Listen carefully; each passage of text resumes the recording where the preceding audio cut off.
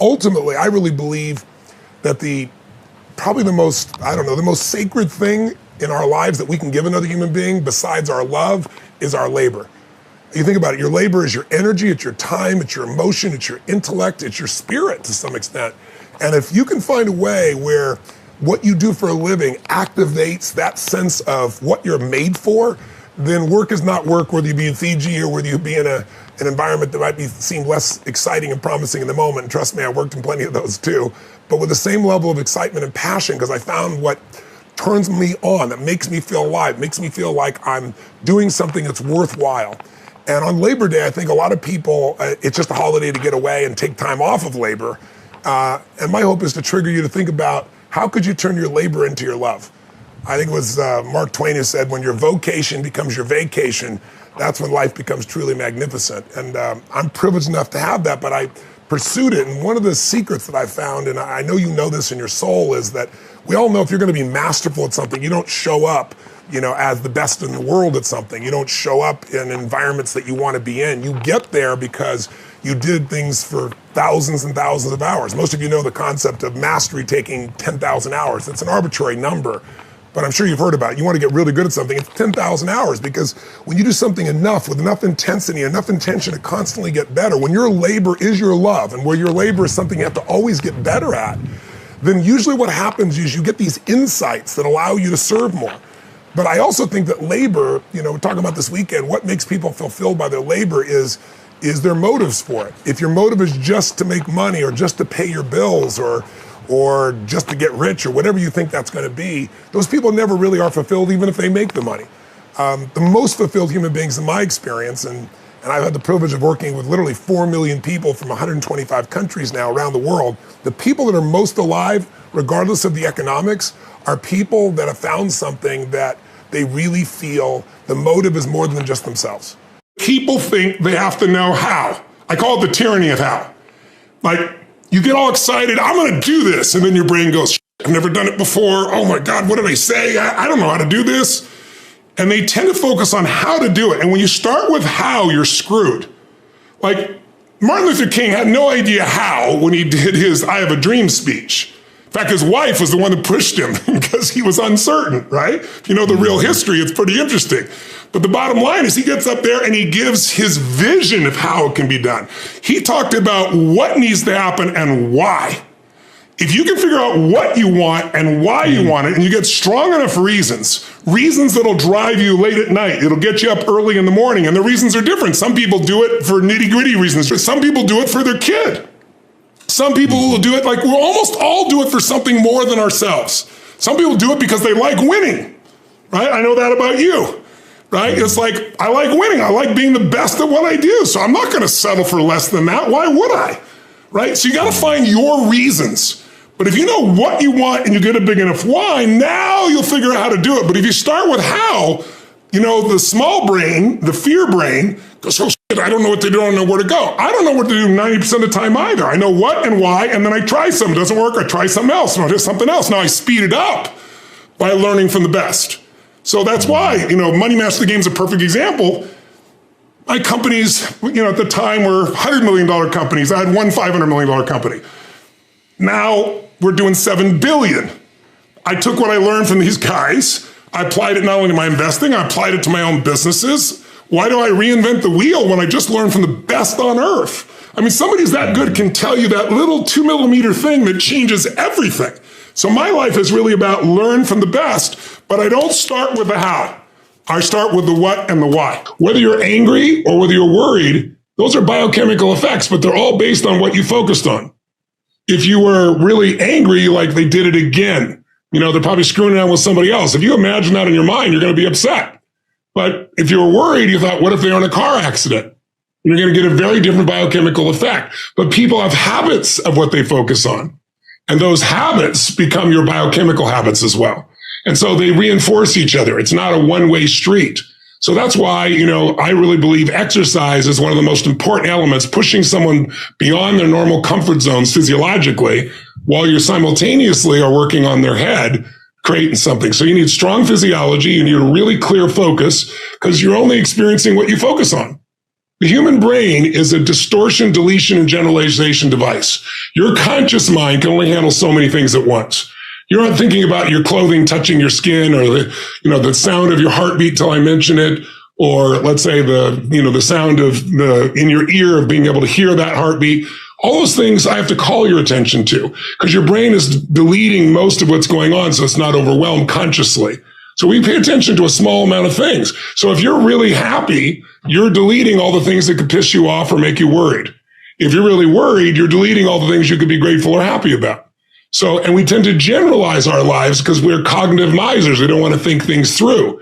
So if you have strong physiology, strong focus, then the third piece is meaning is what creates emotion. Like if somebody says something and you go, they're disrespecting me, or they're challenging me, or they're coaching me, or they're loving me.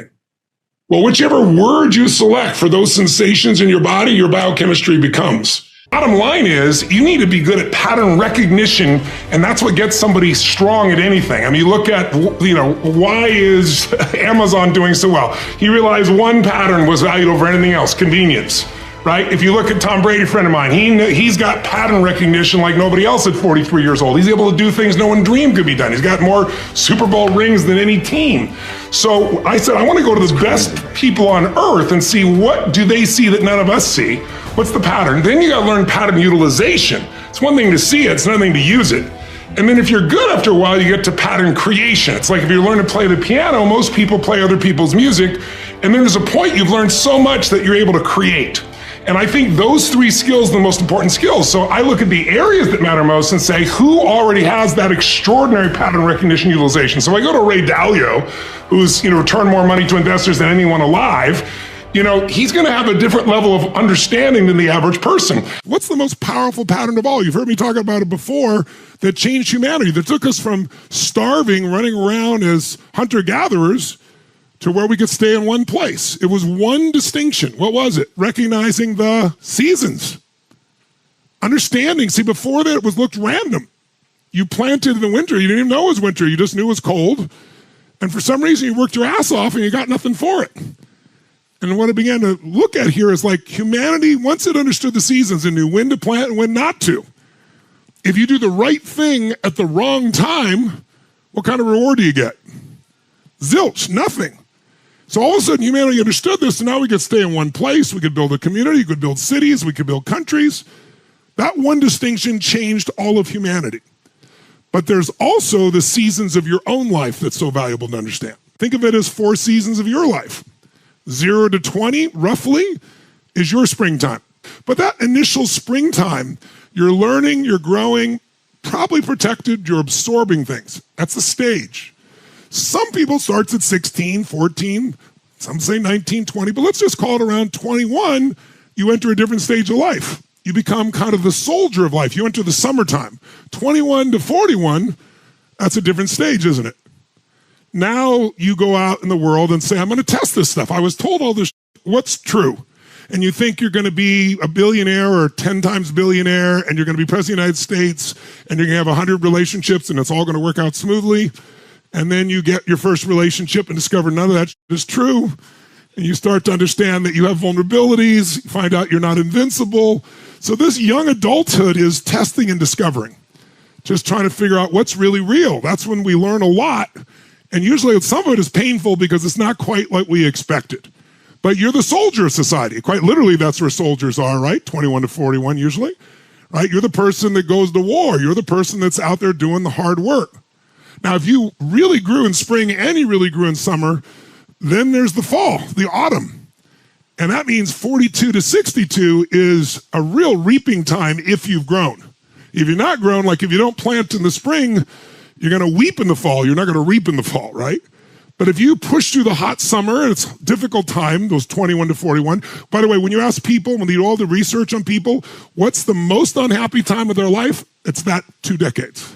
Not for every human, but for most. Because trying to figure out who the hell you are, prove to yourself, make it through all the bullshit, trying to figure what's going on in your life. But when you get to 42 to 62, again, if you've grown, if you've not grown, you're kind of stunted.